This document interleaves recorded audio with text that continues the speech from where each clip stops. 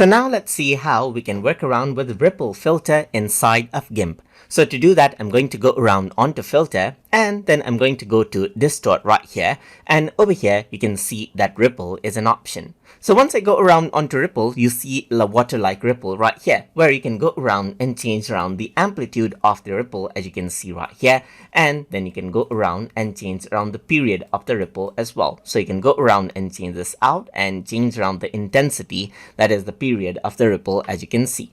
Then you can go around and change around the phase of the ripple over here as well, and change around the angle of the ripple as well by rotating this around, as you can see. So over here you can see the resampling method, and it allows you to go around onto linear, or you can go for no halo and so forth. And right now you can see that the wave type is set to sine. You can go for triangular type of a wave type as well, so that it's more sharp. And you can also go around onto sawtooth type of wave, as you can see, and change around the amplitude and everything, and then you got the ripple just like that. You can go around onto tide level ripple right here, and then you can change around the opacity of the ripple over here just like this as well.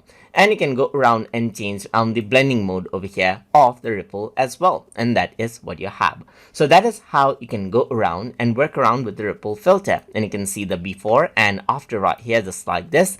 And you can go around onto split view and then see the before and after over here just like this as well. So once you go around and press OK, then you can see that this is the ripple that you have just like this. And that is how you can work around with the ripple filter inside of GIMP. So hope you guys learned something as always. And as always, please like, comment, share, and subscribe.